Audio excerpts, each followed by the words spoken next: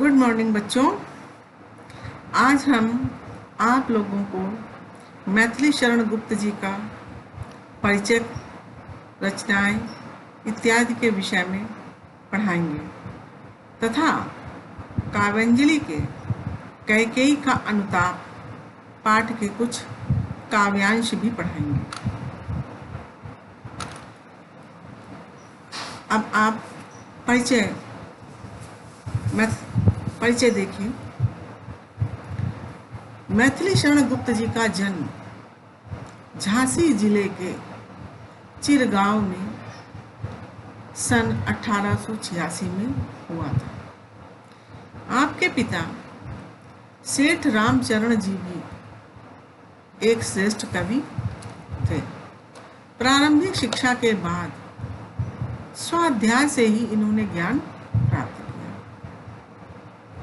स्वाध्याय का तात्पर्य है कि स्वयं घर पर रहकर ही अध्ययन किया। बाद में ये आचार्य महावीर प्रसाद द्विवेदी के संपर्क में आए। महात्मा गांधी के साथ स्वाधीनता आंदोलन में भाग लिया और जेल यात्रा। साहित्यिक उपलब्धियों के कारण इन्हें आगरा और इलाहाबाद के विश्वविद्यालयों ने डीलिट की मानव उपाधि दी।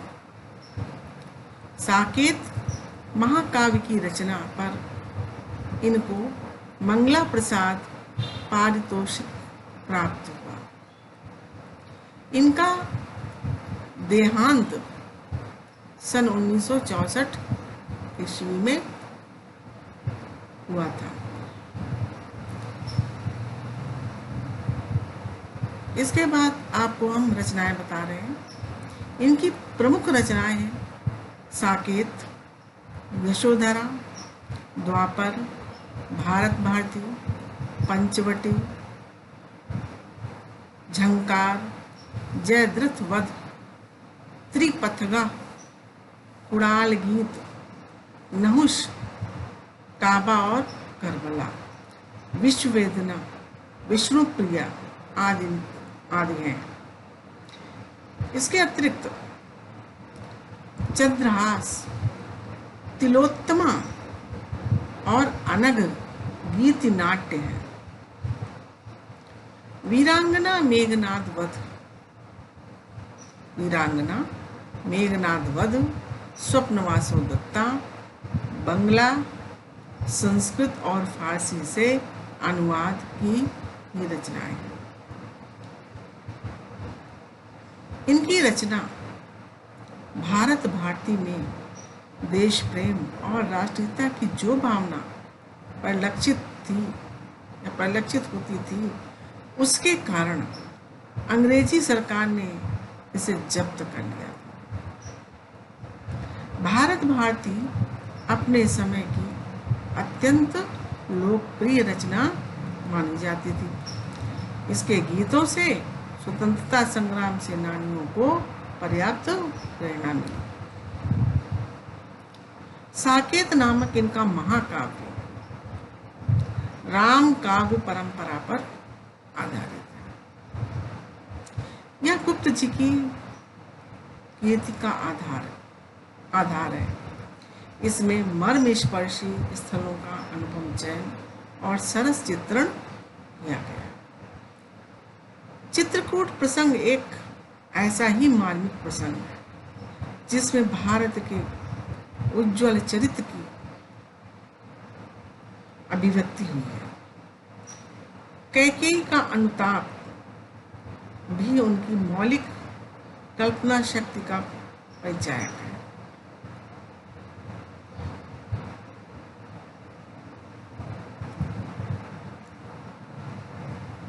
उसका यह कथन अर्थात कैकेयी का यह कथन अत्यंत मार्मिक बन पड़ा है। मैं रहूं पंकिला पद्म कोश है मेरा।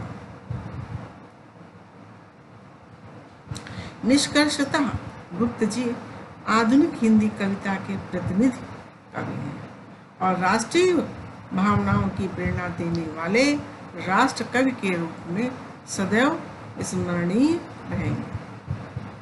खड़ी बोली को काव्य भाषा के रूप में प्रतिष्ठित करने का श्रेय भी गुप्त जी को दिया जाता है। उन्होंने ये दिखा दिया कि खड़ी बोली हिंदी में भी वही माधुर्य, मार्दव एवं कोमलता है जो ब्रज भाषा की विशेषता समझी जाती थी।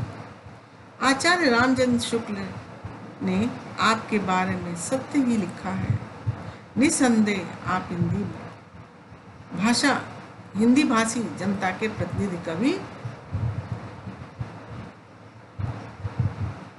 जाने जा सकते हैं।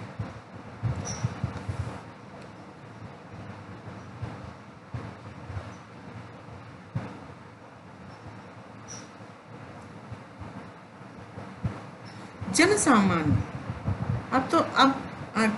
अब आगे बच्चों आपको पाठ का परिचय कराते हैं। जन सामान्य कैकेयी को रामायण के एक दोषी पात्र के रूप में प्रस्तुत करता है, लेकिन कैकेयी ने अपनी विवशता और पुत्र स्नेह के कारण जो निर्णय लिया उससे स्वयं कैकेयी भी दुखी है, और पश्चाताप के रूप में जो तर्क उन्होंने श्री राम के सम्मुख व्यक्त किए उनसे ये स्पष्ट हुआ है कि कैकेयी ने जो किया वो अनादृत नहीं था, और उन्होंने अपनी भूल के लिए स्वयं राम के सामने न केवल पश्चाताप किया बल्कि उनसे अयोध्या लौटने का अनुरोध भी किया, निवेदन भी किया। यदि हम सब कुछ विधि के विधान के अनुरूप माने तो कैकेयी द्वारा मांगे गए वरदान भी अनुरूप ही होंगे, लेकिन उसके प्रभाव स्वरूप ही पूरी रामायण का सृजन हुआ, यह असंगत प्रतीत होता है। फिर भी कैकेयी को अपना पक्ष रखने का जो अवसर इस महाकाव्य में दिया गया है वो अत्यंत दुर्लभ है।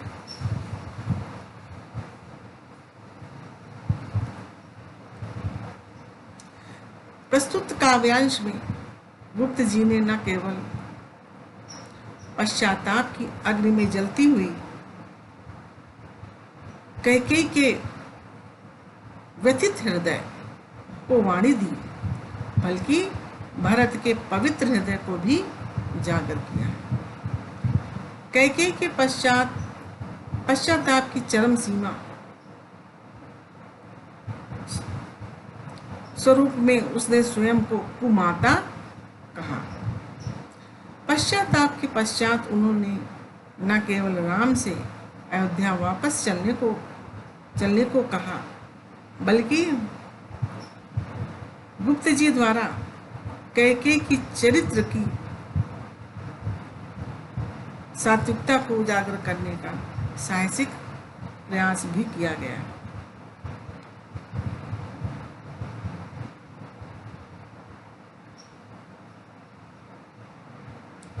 गुप्त जी ने समग्रतः कैकेयी को सैद्धांतिक रूप से अडिग एवं व्यवहारिक रूप से जन सामान्य का हितैषी बनाने का सार्थक प्रयास किया।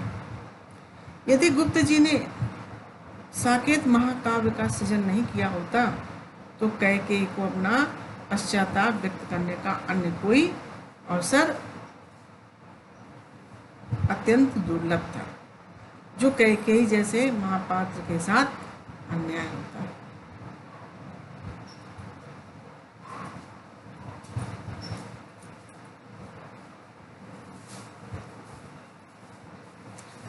अब ये तो हो गया बेटा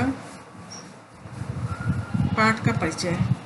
अब हम पाठ के कुछ काव्यांश पढ़ते हैं। तदनंतर बैठी सभा उठज के आके,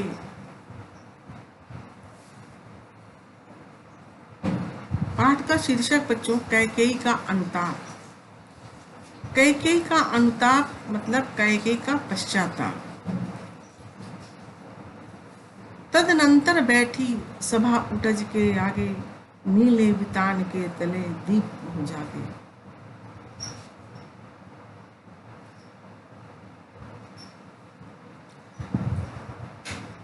इसमें जब भरत जी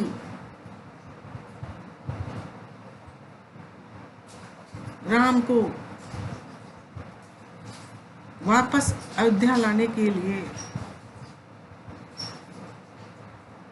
सभी माताओं सहित प्रजा को लेकर चित्रकूट पहुंचते हैं और वहां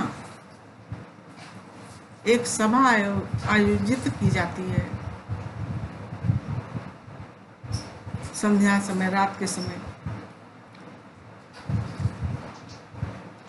उसी का इसमें वर्णन किया गया है।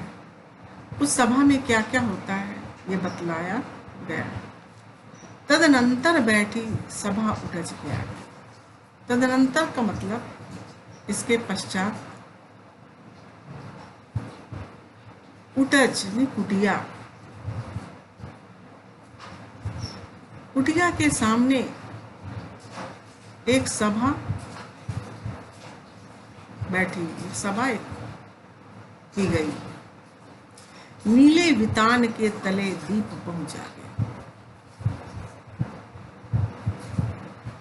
नीले वितान के तले, नीले वितान का मतलब है आसमान के तले मने नीचे। दीप बहु जागे, तारे रूपी दीपक जल रहे। कहते हैं आसमान रूपी तंबू के नीचे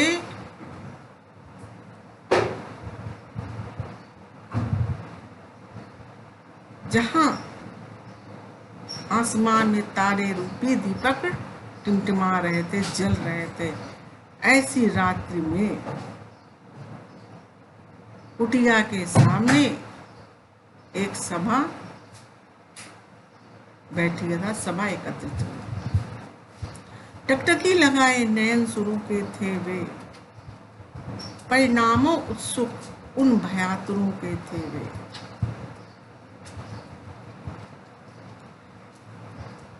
और आसमान से देवता लोग अपलक दृष्टि से सारा नजारा देख रहे थे।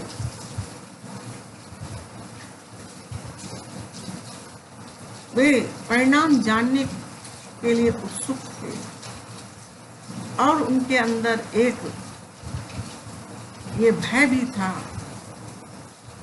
कि कहीं प्रभु राम भरत के कहने पर अयोध्या वापस न आ जाए और हमारे कार्य पूर्ण न हो। इससे इस कारण वो भय से, इस डर से वो आतुर थे, व्याकुल थे। उत्फुल्ल करौंदी कुंज वायु रह रहकर करती थी सबको पुलक पूर्ण मैं महक कर। उत्फुल्ल माने होता है फूली हुई। करौंदी कुंज, करौंदे का बगीचा। कवि इसमें कहते हैं इस अंश में कि फूली हुई करौंदी कुंज, करौंदी की बगिया से वायु जो है रह रह करके बह रही थी, जो महक महक कर अर्थात खुशबू अपनी बिखेर करके सबको पुलकित कर रही थी, सबको आनंदित कर रही थी। वह चंद्रलोक था, कहाँ चांदनी वैसी।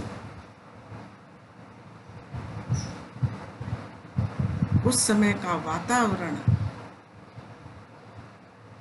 बहुत ही अलौकिक। कवि कहता है कि वहां चंद्रमा की ऐसी चांदनी बिखर रही थी।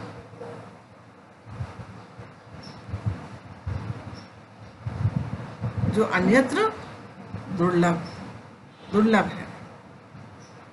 वह चंद्रलोक था। ऐसा लग रहा था कि चंद्रलोक साक्षात पृथ्वी पर उतर आया है और चांदनी पृथ्वी पर ही बिखर गई है। मतलब वो वातावरण बहुत ही सुंदर था। ऐसे वातावरण में प्रभु बोले, गिरा गंभीर नीर निधि जैसी। ऐसे शांत सभा में, सुंदर वातावरण में श्री राम सागर जैसी नीर निधि कहा गया है सागर। सागर जैसी गंभीर गिरा मने वाणी में बोले। प्रभु श्री राम सागर जैसी गंभीर वाणी में बोले, या बोलना शुरू किया। हे भरत भद्र अब कहो अभीप्सित अपना, सब सजग हो गए भंग हुआ ज्यों सपना। श्री राम भरत जी को संबोधित करते हुए कहते हैं कि हे भरत, अब आप अपना उद्देश्य अभीप्सित या मनोकामना या उद्देश्य बतलाओ। क्या कारण है कि तुम्हारा यहाँ आना? यह सुनकर सभा में जितने लोग बैठे थे सब अचंभित हो गए, सजग हो गए। ऐसा लगा इसको सोते हुए सपना देख रहा हो, वो टूट गया।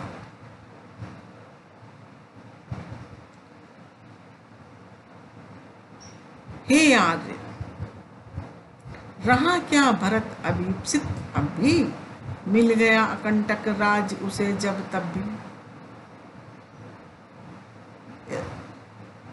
प्रभु राम की वाणी सुन करके भरत जी बोले, हे आर्य, हे मेरे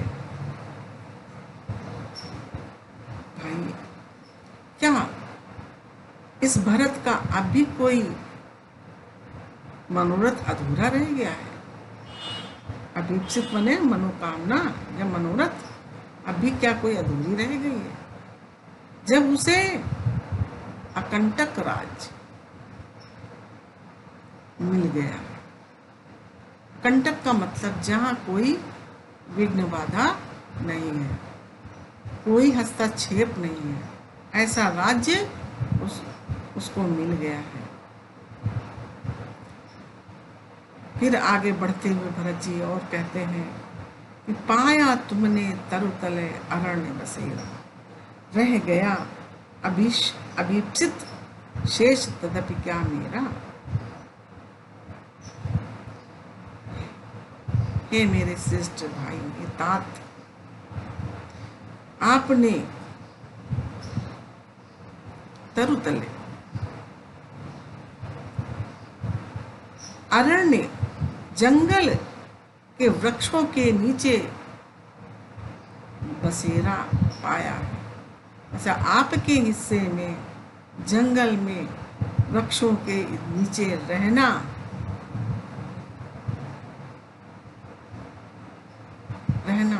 पाया है, ये आपके हिस्से में आया है। रह गया अभीप्सित शेष तदपि क्या मेरा, क्या फिर भी मेरा कोई मनोरथ, कोई मेरी मनोकामना अधूरी रह गई है? भरत जी कहते हैं श्री राम से कि मुझे तो अकंटक राज्य मिल गया है, जहाँ कोई हस्तक्षेप नहीं है करने वाला, कोई बाधा नहीं पहुंचाने वाला है, और आपको जंगल में वृक्षों की छाया के नीचे बसेरा मिला है। अब हमको हमारी कौन सी मनोकामना ऐसी है जो अधूरी रह गई?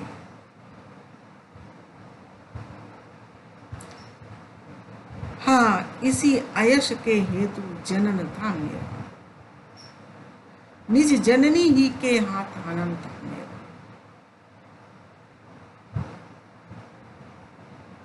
भरत जी अपने आप को कोसते हुए कहते हैं, वो बहुत ही दुखी हैं, अप्रायश्चित कर रहे हैं। कहते हैं कि इसी अपयश के हेतु मेरा जन्म हुआ था।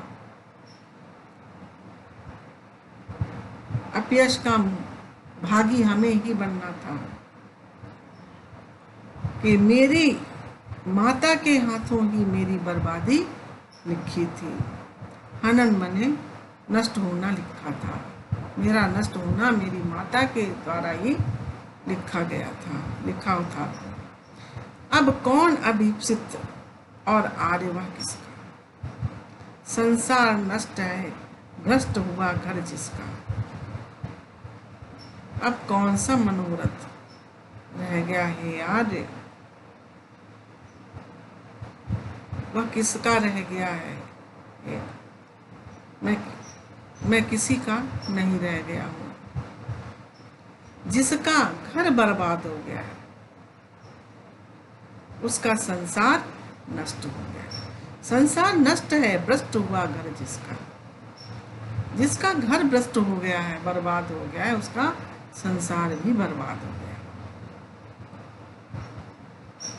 मुझसे मैंने ही आज स्वयं मुंह फेरा, हे आज बता दो तुम्ही अभीप्सित मेरा।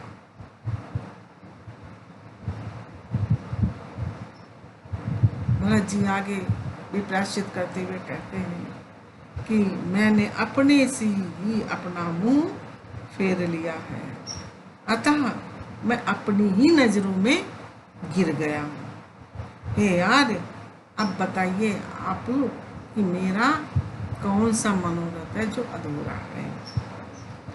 प्रभु ने भाई को पकड़ हृदय पर खींचा, रोदन जल से सब विनोद उन्हें फिर सींचा। इस पर भरत की सारी बातें सुन करके श्री राम दुखित होते हैं और उनको पकड़कर अपने हृदय से लगा लेते हैं और वो अपने अश्रु जल से आनंदित होकर के गीला कर देते हैं। अपने अश्रुओं से, स्नेह जल से गीला कर देते हैं भरत को। उसके आशय की था मिलेगी किसको, जनकर जननी ही जान न पाई जिसको।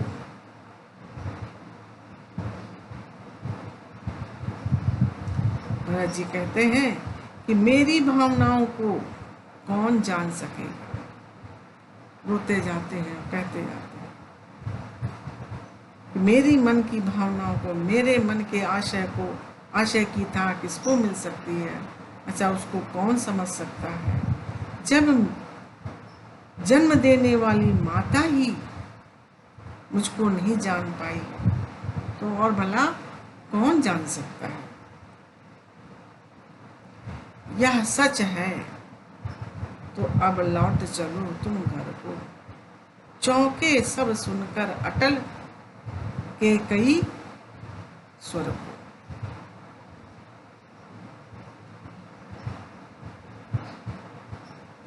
कैकेयी प्रभु राम से कहती है, जब ये सारी बातें भरत और राम की हो गई, उसके बाद वो प्रभु राम से कहती हैं कि यदि ये सारी बातें सही हैं, सच हैं और भरत तुम्हारी नजरों में निर्दोष है तो तुम घर लौट चलो, अयोध्या वापस चलो। यह सुन करके, कैकेयी की इस बात को सुन करके वहां सभी उपस्थित लोग चौंक पड़े, आश्चर्यचकित हो गए। बेटा बस यहीं तक पढ़ाते हैं, इसके आगे का पाठ कल पढ़ाएंगे।